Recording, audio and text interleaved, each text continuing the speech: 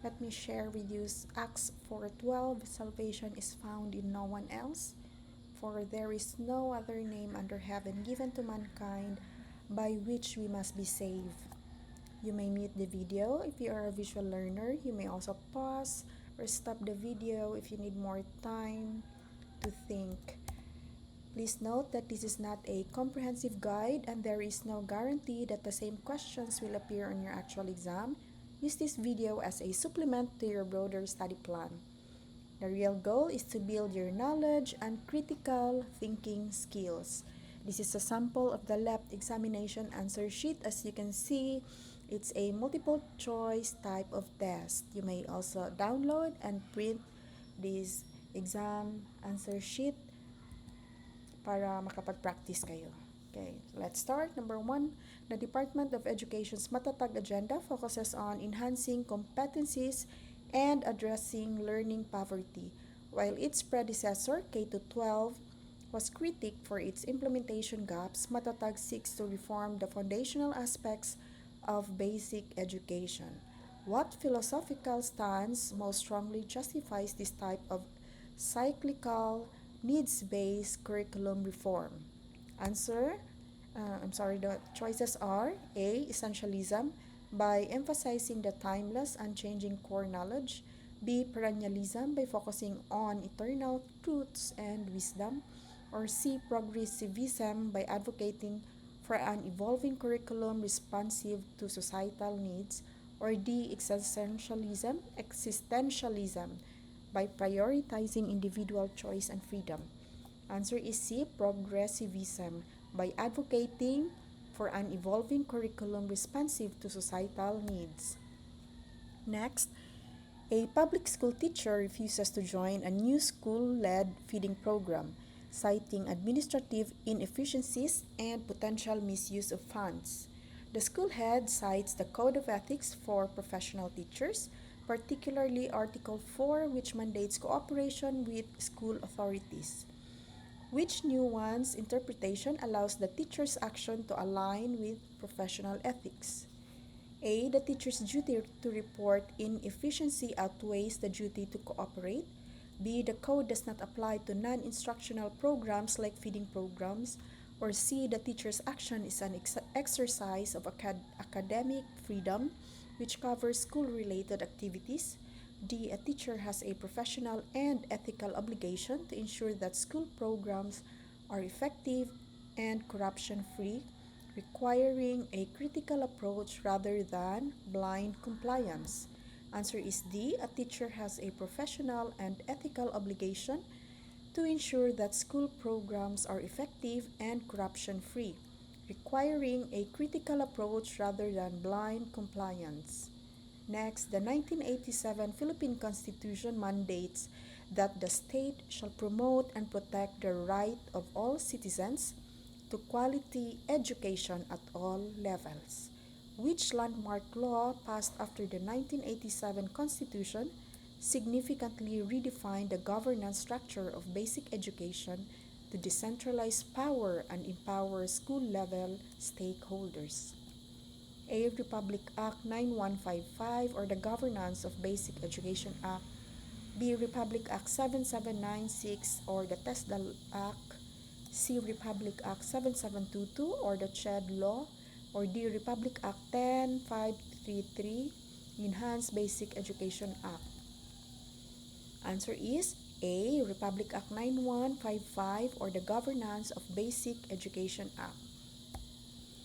The K-12 program senior high school tracks academic, tech voc, sports, arts, and design were designed to provide specialized skills and make graduates more employable. Which educational philosophy did this curricular design primarily draw from? A. Idealism, for its focus on preparing students for abstract thought. B. Realism, for its emphasis on practical, observable skills. Or C. Perennialism, for its adherence to liberal arts and classic studies. D. Essentialism, for its back-to-basics approach. Answer is B. Realism, for its emphasis on practical, observable skills. During the Commonwealth period in the Philippines, education was primarily focused on nation building and citizenship. Which of the following is the most accurate description of the underlying educational goal? A. To assimilate Filipino culture with American values. B. To indigenize Western education for local contexts. C. To inculcate patriotism and civic responsibility. Or D. To standardize education across all socio-economic classes. Answer is C. To inculcate patriotism and civic responsibility. An educator argues that the Filipino concept of kapwa, or shared inner self, should be the core of moral and values education. To effectively integrate this into the curriculum, which foundational principle must be applied? A. The philosophical principle of essentialism to instill common virtues. B. The sociological principle of functionalism to ensure social cohesion. C. The psychological principle of humanism to develop the whole person. Or D. The pedagogical principle of constructivism through reflective group activities. Answer is D. The pedagogical principle of constructivism through reflective group activities. A modern Philippine education trend is the integration of indigenous peoples' culture and history into the curriculum. This is a direct response to a critique of the traditional system that viewed education through a predominantly Manila-centric lens. Which educational foundation does this address?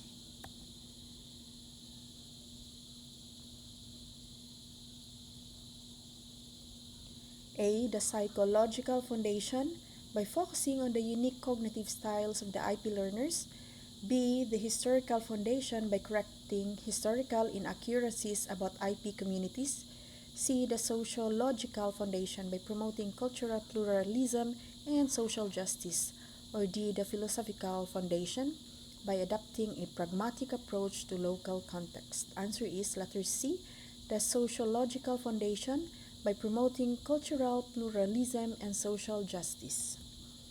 In the context of the Philippine education system, what is the most significant consequence of the trifocalization of the education sector, DepEd, CHED, TESTA, under different laws? A. It ensures all levels of education have standardized, uniform curricula.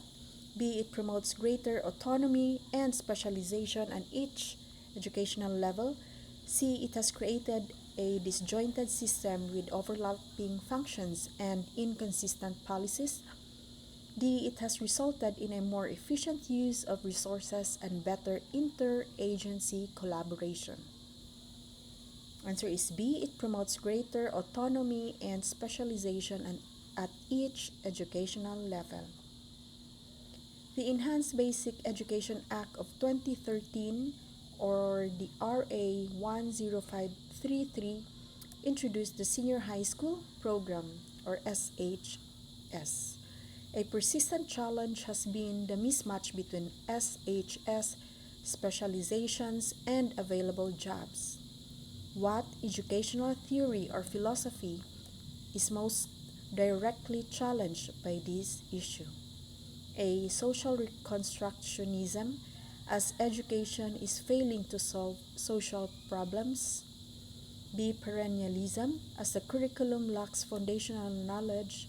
C. Behaviorism, as the outcomes or jobs are not being reinforced. Or D. Pragmatism, as education is failing to connect theory to practical application.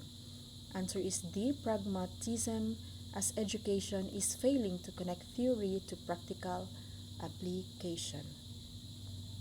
Under the Spanish colonial period, the reduction policy was employed to organize indigenous populations into pueblos or towns for easier administration and evangelization. How did this policy influence the educational system of the time?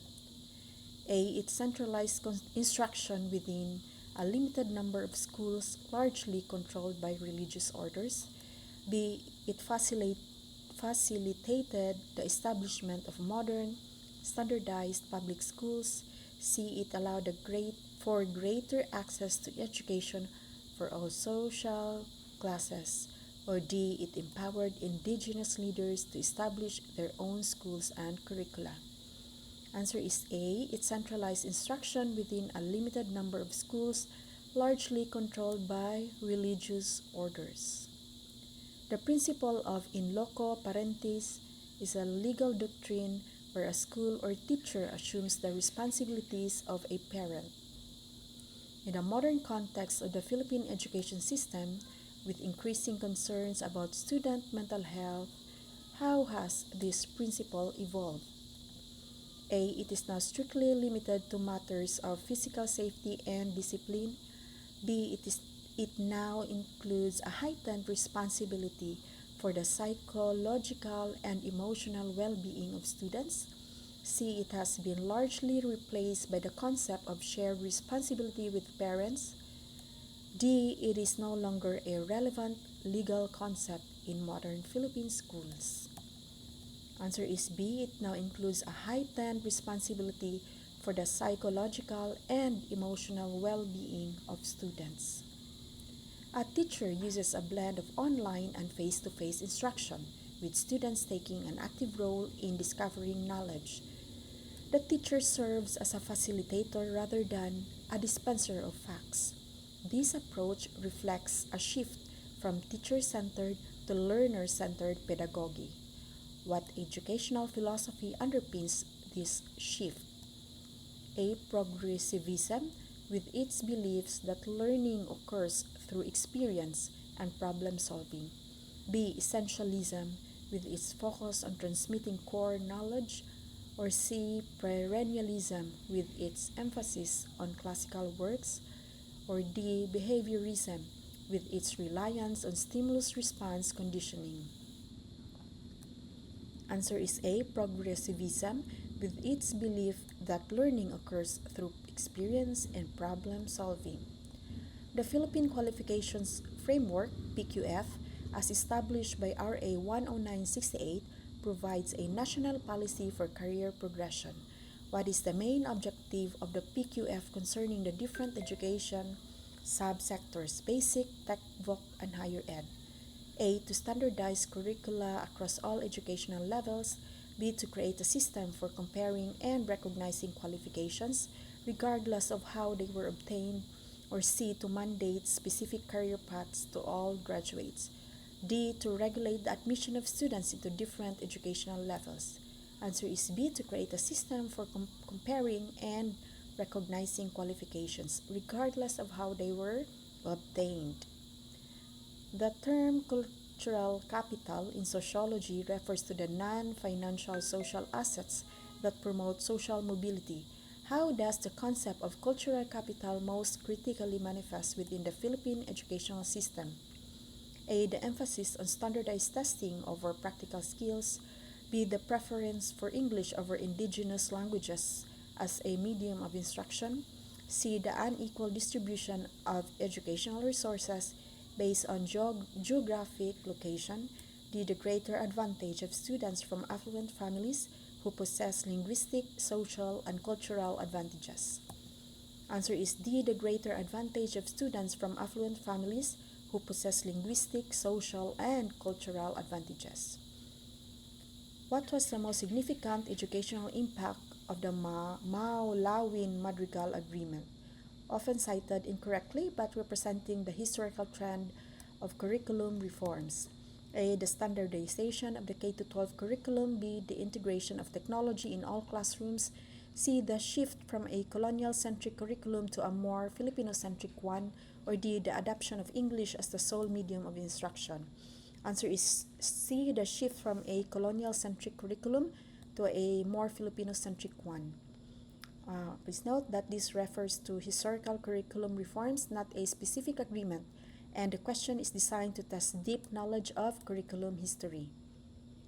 The multilingual education MTB-MLE policy mandates the use of mother tongue as a medium of instruction in the early grades.